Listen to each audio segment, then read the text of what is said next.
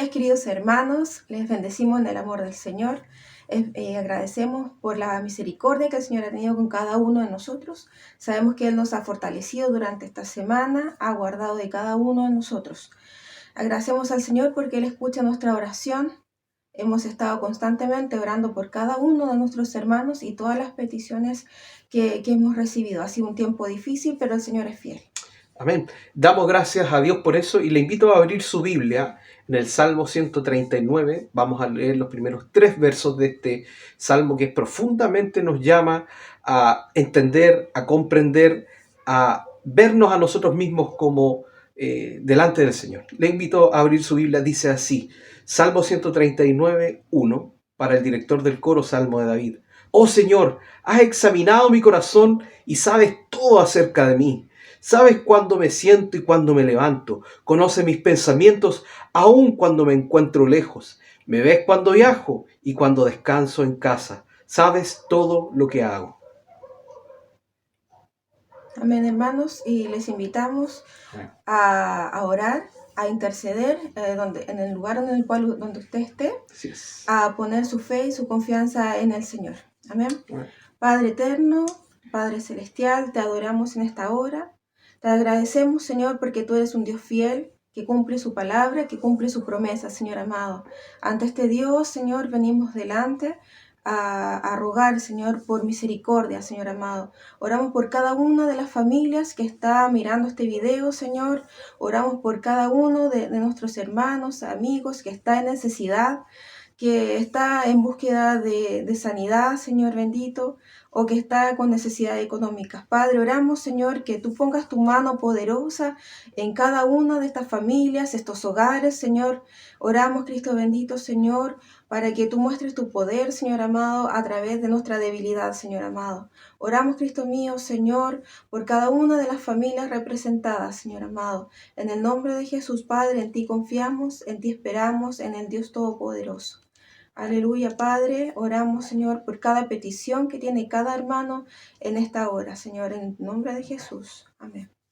Bueno, les esperamos y que el Señor nos hable el día de hoy. Disponga su corazón para alabarle, para adorarle y que el Espíritu Santo nos hable. Que Dios los bendiga. Chao, chao. Chao, chao. Te invito a adorar al Señor en esta hora.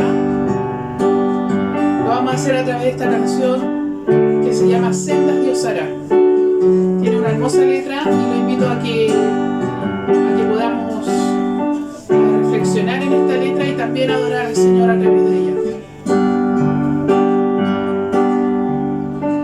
Sendas Dios hará donde piensas que no hay. Él obra en maneras que no podemos entender. Él me guiará, a su lado estaré. Amor y fuerza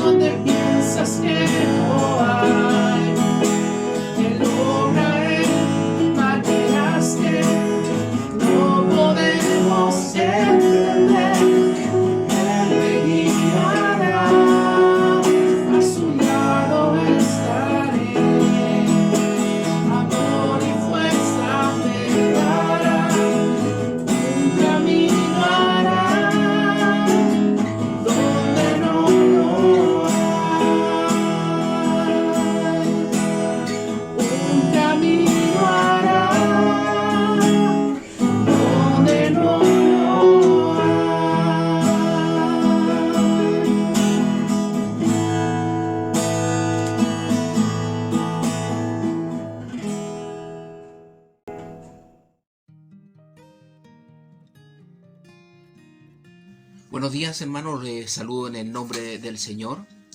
Grato es para mí una vez más estar junto a ustedes y alrededor de la palabra. Hoy es un día especial, este es el primer domingo del mes de marzo, por lo tanto los invito a que podamos orar al Señor.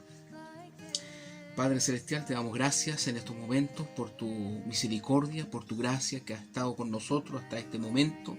Te agradecemos, Señor, el cuidado, Señor, y la protección que tú has tenido para con nosotros durante el año pasado, y ponemos a tus plantas, Señor, nuestra vida, nuestra familia, Señor, en este año que ya comienza. Pedimos tu bendición, Señor, y que tu Espíritu Santo sea hablándonos en esta mañana. Lo rogamos en el nombre de Jesús. Amén. Voy a leer las escrituras que se encuentran en esta oportunidad en el libro de Juan, en el capítulo 2, del verso 13 al 22, que dice lo siguiente: Estaba cerca la Pascua de los judíos, y subió Jesús a Jerusalén, y halló en el templo a los que vendían bueyes, ovejas y palomas, y a los cambistas allí sentados. Y haciendo un azote de cuerdas, echó fuera del templo a todos, y las ovejas y los bueyes, y esparció las monedas de los cambistas, y volcó las mesas, y dijo a los que vendían palomas: Quitad de aquí esto, y no hagáis de la casa de mi padre casa de mercado. Entonces se acordaron sus discípulos que está escrito: El celo de tu casa me consume. Y los judíos respondieron y le dijeron: ¿Qué señal nos muestras, ya que se hace esto? Respondió Jesús y les dijo: Destruid este templo, y en 3 días lo levantaré. Dijeron luego los judíos: En 46 años fue edificado este templo, y tú en 3 días lo levantarás. Mas él hablaba del templo de su cuerpo. Por tanto, cuando resucitó de entre los muertos, sus discípulos se acordaron que había dicho esto, y creyeron la escritura y la palabra que Jesús había dicho. Esto es palabra del Señor. El evangelista Juan nos presenta de una manera diferente a lo que se expresa dentro de los sinópticos. En los sinópticos se presenta la purificación del templo ya al final del periodo en que Jesús estuvo en esta tierra. Sin embargo, el evangelista Juan lo presenta al inicio de su ministerio. Muy probablemente los comentaristas no se han puesto de acuerdo con respecto al porqué de esto. Algunos dicen que esto puede haber sucedido porque hubieron más de una sola purificación. Yo me inclino porque el evangelista Juan lo presenta de esta manera, él habiendo estado con Jesús, y él empieza a contar la historia desde el principio, y él acomoda todos los hechos de Jesús de manera que pueda explicar a este Hijo del Hombre que es Jesús, que ellos lo conocen como el carpintero, el hijo de José y de María, pero que sin embargo el mismo evangelista lo presentará como el Hijo eterno de Dios, el Mesías. Y dice en este texto en forma particular, en el verso 13, que estaba cerca la Pascua de los judíos. Ahora, esta aclaración que está haciendo Juan, no nos olvidemos que Juan escribe al final ya del siglo I. Por lo tanto, él le está escribiendo a una iglesia que ahora se compone en su mayoría de gentiles. Por lo tanto, el templo ya ha sido destruido. El año 70 fue destruido por las fuerzas romanas. Por lo tanto, ya no existe para el momento en que él escribe este evangelio. Por lo tanto, él dice, estaba cerca la fiesta de la Pascua de los judíos. Les trata de explicar a estas personas que no estaban en el conocimiento tal vez de las fiestas judías y de la celebración que se hacían, y dice, subió Jesús a Jerusalén. Hay dos formas de tomar este texto, entendiendo de que cuando comienza el camino de Jesús hacia Jerusalén, Galilea está al norte, por lo tanto tiene que venir hacia el sur, y en el lado sur, donde está Judea, es montañas más altas. Esa sería una primera explicación, que por qué subió Jesús a Jerusalén. Y lo otro tiene que ver con esa parte espiritual, que era adorar. Jerusalén era la ciudad santa, por lo tanto, subir a adorar era entrar en la adoración. No sé si me entienden este concepto. Es como nosotros decimos hoy en día: hermanos, vamos a adorar al Señor, o vamos a entrar a la adoración, dando a entender que en ese momento nos vamos a concentrar en los cánticos espirituales y vamos a crear un ambiente. En ese tiempo, Sión, o el monte Moriah, era el lugar más alto, porque era el lugar donde se manifestaba Dios, donde estaba el templo de Salomón. Por lo tanto, es subir. Y dice: y halló en el templo a los que vendían bueyes, ovejas y palomas, y a los cambistas allí sentados. A través del tiempo, empezaron a introducirse dentro de la adoración judía estos elementos que a la verdad eran necesarios. No nos olvidemos que habían 3 fiestas importantes, y una de estas era la Pascua, donde todo judío tenía que presentarse en el templo por lo menos una vez al año. Entonces habían 3 peregrinaciones importantes, y una de estas era la Pascua. Por lo tanto, Flavio Josefo nos dice de que en ese tiempo Jerusalén contaba con una población de unos 50.000 habitantes, pero para el momento de estas fiestas se podía triplicar, y tal vez mucho más, la población. Había una población flotante tremenda, había una expectación, venían de diferentes lugares, por lo tanto no podían traer, por ejemplo, si alguien venía de Egipto, un judío que viniera de Egipto a adorar a Jerusalén, el camino tan largo, no podía traer animales, ¿cierto?, para ofrecerlo al Señor, porque se podían dañar en el camino, y la ley indicaba de que los animales tenían que estar en una forma perfecta, no podían estar dañados para poderlo ofrecer, o si no eran rechazados. Por lo tanto, la gente llegaba y era necesario comprar estos bueyes, ovejas, o en el caso de los que eran más pobres, las tórtolas o los palominos, como habla las escrituras. Por lo tanto, esto era necesario. Pero, ¿dónde estaba ubicado este lugar? Ese es lo que Jesús vio, porque dice la escritura: y halló en el templo, o sea, entrando él, lo que ve, él entra al atrio de los gentiles, hasta donde podían llegar los gentiles.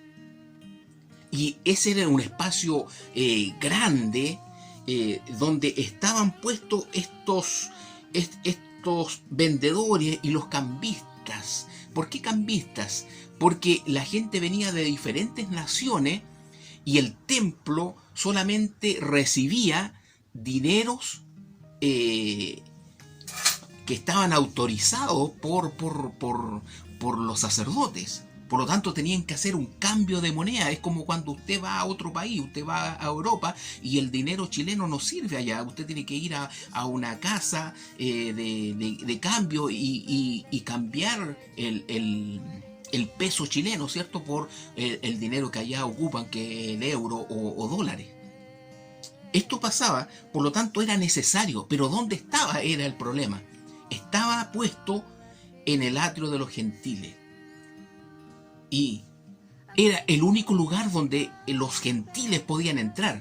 Allí, luego de ese lugar, habían unos escalones para poder seguir subiendo hacia el atrio de los judíos y de las mujeres. Y por lo tanto, los judíos era el único lugar donde tenían para poder adorar, en este sentido, los gentiles. Por lo tanto, se les quitaba ese lugar. La Misná, un libro que regulaba las normativas dentro del contexto de la religión judía, indicaba que las monedas que eran aceptadas para pagar el impuesto del templo, que tenían que pagarlo todos los hombres mayores de 20 años, era la moneda de la ciudad de Tiro, y muy probablemente era porque tenía el peso exacto y un alto contenido en plata. Por lo tanto, las otras monedas egipcias, monedas romanas, monedas de otros países de donde vinieran los judíos, eran inaceptables. Por lo tanto, tenían que hacer un cambio. Por eso que era importante que estos cambistas estuvieran ahí.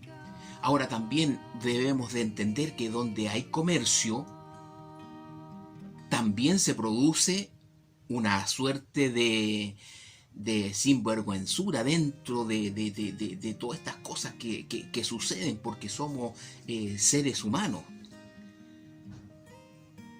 En aquel tiempo, las personas podían defenderse de decirse que las concesiones que se producían allí se usaban para servir y sostener las actividades del templo mismo. Y es lo que hoy día también escuchamos, que algo parecido al argumento en la iglesia de hoy. Decimos, es para Dios. Y con eso queremos dar a entender como que todo eso está consagrado. Pero a veces no nos detenemos a pensar que lo que estamos haciendo, lo que estamos realizando, si es agradable a Dios. Porque el culto no es para nosotros sentirnos bien. El culto es para Dios, la adoración es para Dios. Por lo tanto, tal como en ese tiempo se edificó primeramente el tabernáculo, ¿cierto? En el tiempo de Moisés. Y Moisés no hace un culto a su parecer, sino que se le indica a Moisés que tiene que hacer un tabernáculo de medidas especiales, y que éstas eran consideradas y avaladas por Dios mismo, porque se le dice a Moisés explícitamente que debía de hacer todo conforme al modelo que se le había presentado en el templo, o sea, en el monte se le había presentado un modelo. Por lo tanto, no era la idea de Moisés todo lo que se hizo en el tabernáculo. Y luego, con el tiempo, se convirtió ese tabernáculo en un templo, donde Dios dice: ¿a qué tribu? A través del profeta Natán le dice a David: ¿a qué tribu yo le he pedido que me construyan algo? Por lo tanto, lo que se construyó y lo que era para la adoración a Dios tenía que ser solamente lo que Dios permitía. Por eso que hoy día tenemos que reflexionar en nuestro tipo de culto que estamos haciendo realmente delante de Dios. Porque a veces presentamos tal vez música o canciones tan ambiguas que no reflejan esa naturaleza que Dios pide de nosotros, como cuando Jesús habla con la mujer samaritana y le dice: no es ni en este monte ni en el de allá donde los verdaderos adoradores deben de adorar, porque a Dios se le tiene que adorar en espíritu y en verdad. Y Él empieza a hablar de esta nueva visión que viene a través de Jesús. Y ahora en este texto nos vamos a dar cuenta que Jesús es mayor que el templo. Gloria al Señor. Y dice que haciendo un azote de cuerdas. Mire, fíjese que Él se dio el tiempo, por lo tanto no es una ira descontrolada en la cual está Jesús ejerciendo, sino que se dio el tiempo de tomar estas sogas con las cuales andaban trayendo a los animales y los llevaban de aquí para allá, y hace un azote. Y dice: echó fuera del templo a todos, y las ovejas y los bueyes, y esparció las monedas de los cambistas, y volcó las mesas. Por lo tanto, no es una ira desenfrenada, sino que Jesús se da el tiempo para realizar y reflexionar en lo que Él va a hacer.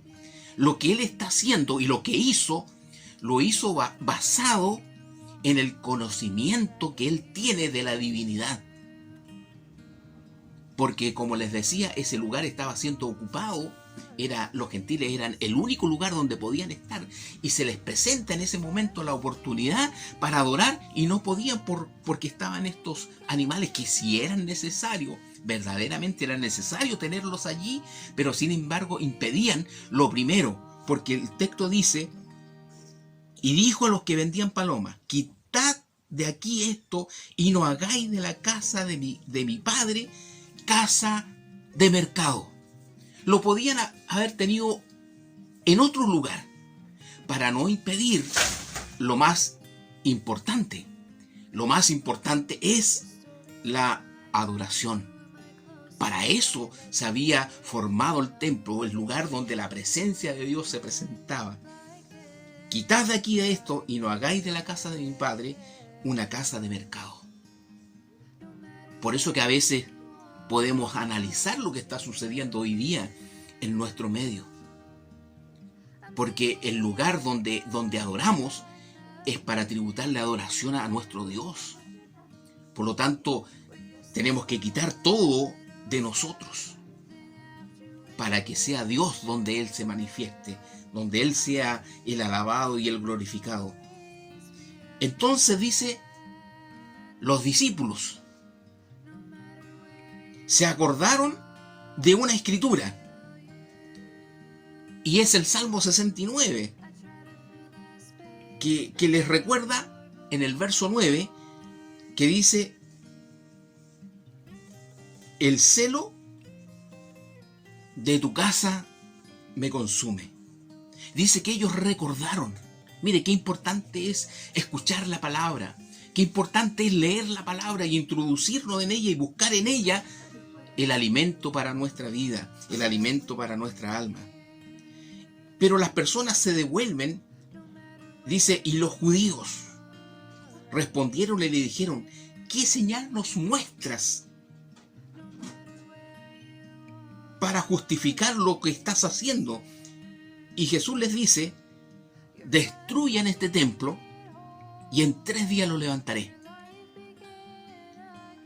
Y mire, estamos hablando del templo de Salomón, donde está Jesús. Pero aquí la palabra la cambia Jesús y dice el santuario, aunque en nuestras versiones no lo podemos notar, pero en el griego en el cual fue escrito este texto, cambia del hieró al naos, que es el santuario.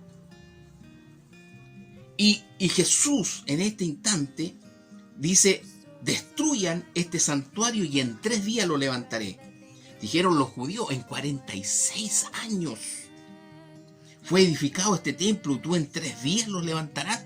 En el tiempo de Jesús aún no se terminaba, todavía habían cosas que hacer porque este templo se viene a terminar aproximadamente en el 64. Pero ellos dicen en 46 años y ellos quedan ahí expectantes, pero el evangelista Juan no quiere que sus lectores queden en la incógnita a qué se estaba refiriendo Jesús. Por lo tanto, él hace una explicación ahí y dice,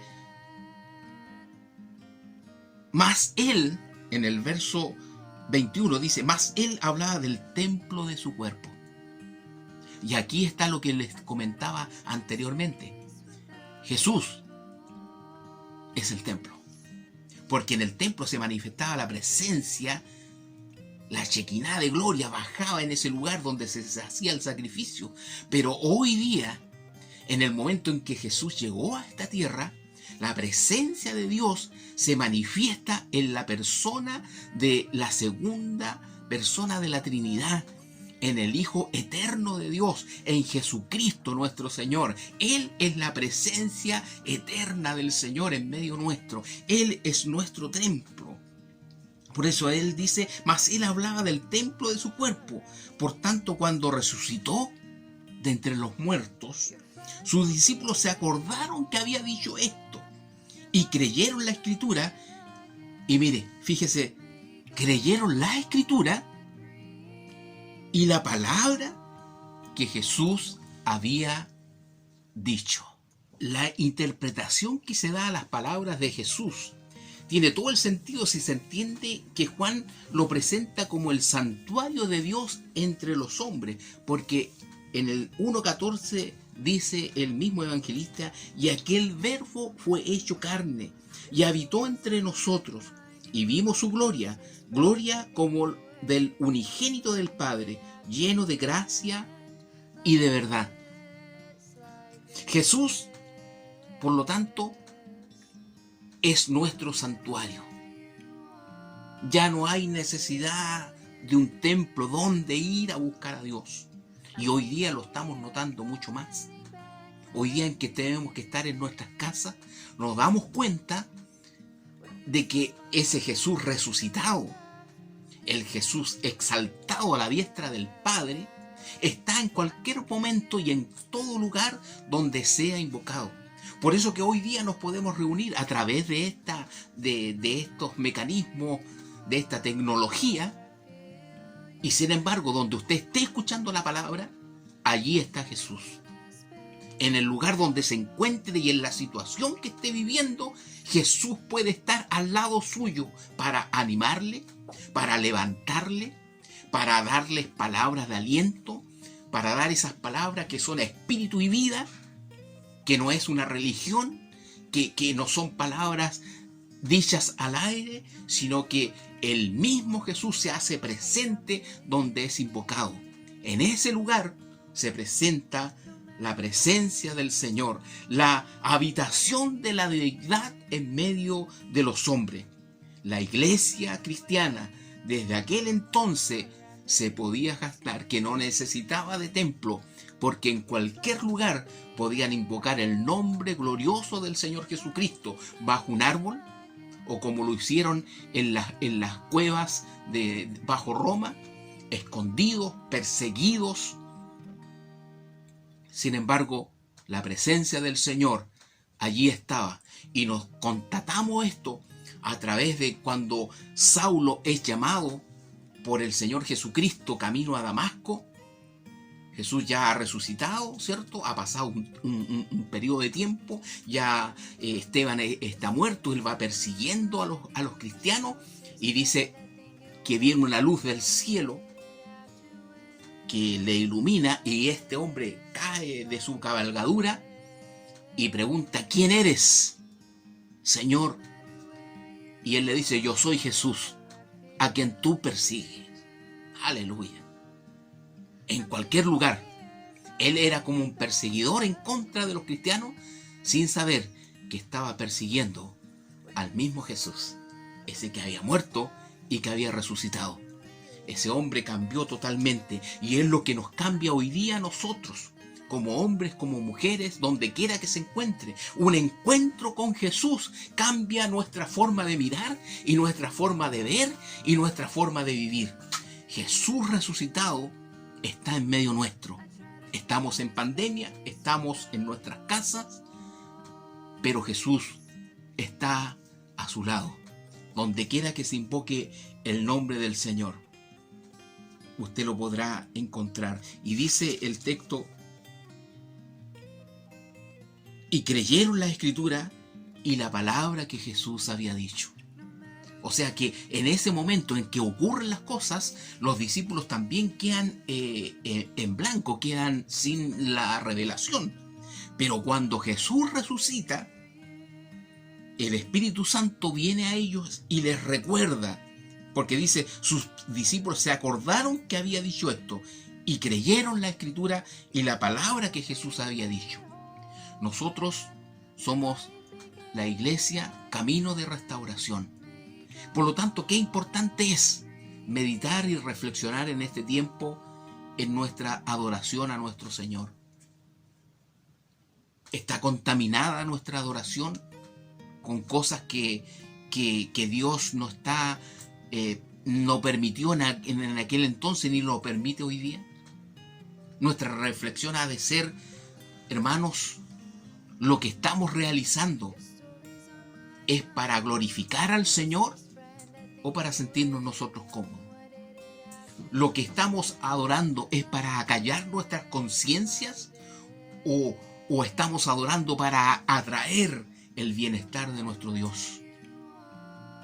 Yo quiero llamarles a la reflexión en este momento, en este tiempo que hemos apartado para el Señor, para que juntos podamos también participar de la mesa del Señor.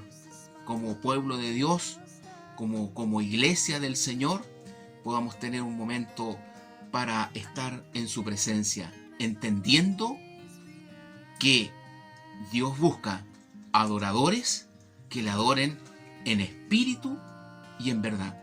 Sé que hay muchos hermanos adultos que con esta pandemia no pueden reunirse, no pueden participar de los cultos porque nuestras iglesias están cerradas. Pero a ellos me dirijo en este momento para decirles que Jesucristo es el mismo de ayer, de hoy y por los siglos, y Él está en el lugar donde es invocado, donde hay un corazón contrito y humillado y que busca a Dios. Dios no se esconde.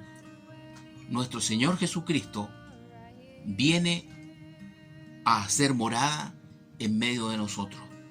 Por eso que Juan dice, y vimos su gloria, gloria como del unigénito Hijo del Padre, lleno de gracia y de verdad. Y usted tiene esta oportunidad en esta hora de poder experimentar esta aventura de conocer a Jesús personalmente. Que el Señor les bendiga.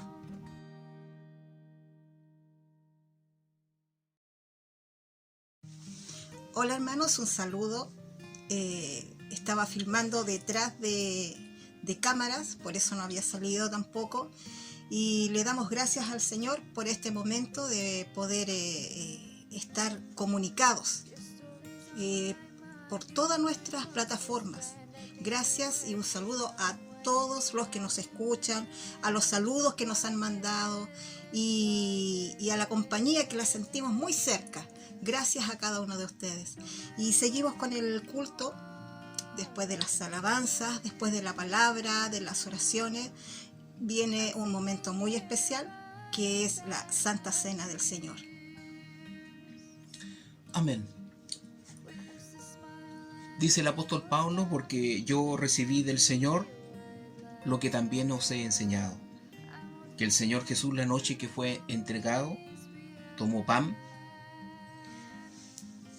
y habiendo dado gracias, lo partió y dijo: tomad, comed, esto es mi cuerpo que por vosotros es partido, haced esto en memoria de mí. Asimismo también tomó la copa, después de haber cenado, diciendo: esta copa es el nuevo pacto en mi sangre, haced esto todas las veces que la bebiereis en memoria de mí. Así que comenzando este mes lectivo ya de este año, el mes de marzo, nos reunimos alrededor de la mesa como familia, como camino de restauración, como iglesia, y queremos participar del pan.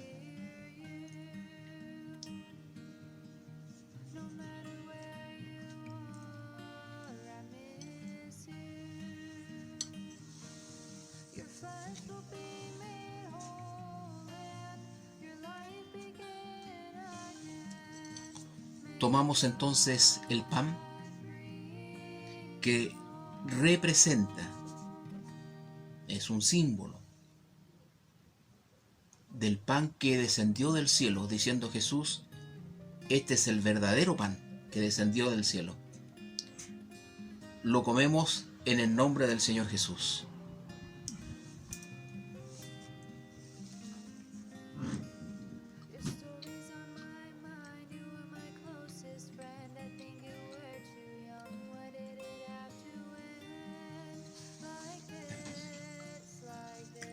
Gracias, Señor, por todas sus misericordias. Gracias por la oportunidad que nos da, Señor, de recordar este momento tan especial y recordar que tú vienes por nosotros, por tu iglesia, Señor, una iglesia pura y sin mancha. Gracias, Señor. Gracias, Señor. Dice: y tomando la copa, después de haber cenado, diciendo: esta copa es el nuevo pacto en mi sangre. Haced esto todas las veces que la bebiereis en memoria de mí. Y hoy día, año 2021, Iglesia Camino de Restauración, tomamos la copa y la bebemos juntos.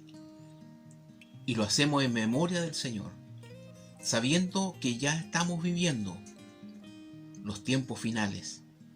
Ha comenzado el tiempo de sufrimiento para todo el mundo. Creemos que Dios está a las puertas. Jesús viene. Así que en su nombre tomamos la copa.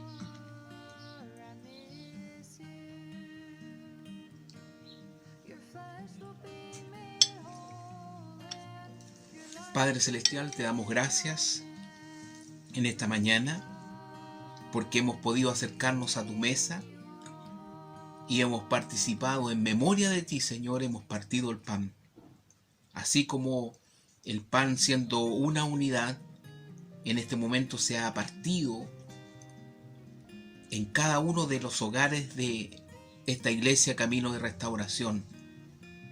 Así también tu cuerpo en la cruz fue partido por nuestros pecados, molido, dice el profeta, por nuestros pecados, herido por nuestras rebeliones. Así también hemos participado de la copa, indicando que esta es la sangre vertida en la cruz del Calvario, capaz de salvar al más vil de los pecadores, en los cuales nosotros nos encontramos, habiendo sido perdonados y salvados. Permite, Padre, en esta hora, que tu misericordia alcance a los que están enfermos, especialmente a nuestro hermano Juan, que está aún, Señor, en el lecho del dolor. Te rogamos que tu mano poderosa pueda estar allí, levantándole y animándole. Así también, Señor, los enfermos que hay en medio de nuestra congregación, los que están desalentados, los que están enfermos, los que tienen dificultades, Señor, que tu gracia en esta hora les acompañe y que tu gracia los levante, Señor. En el nombre de Jesús, di la palabra, Señor, y nuestros cuerpos serán sanos, nuestra mente será liberada, Señor, porque el Espíritu del Señor ha sido puesto sobre ti y has puesto en nosotros una palabra de liberación para dar libertad a los cautivos, para declarar el año agradable del Señor. Y estamos en ese año agradable en el cual tú estás salvando, levantando, sanando, perdonando. Bendito Dios, en el nombre de Jesús, que tu bendición alcance cada hogar representado en esta hora y de los que nos están escuchando, que tu presencia les anime, que tu presencia los alcance, que tu presencia, Señor, les dé la sanidad que necesitan sus cuerpos cansados. En el nombre de Jesús. Sí, Señor. Amén. Amén. Que el Señor les bendiga, hermanos. Estaremos nuevamente la próxima semana juntos a la palabra. Un saludo y un abrazo.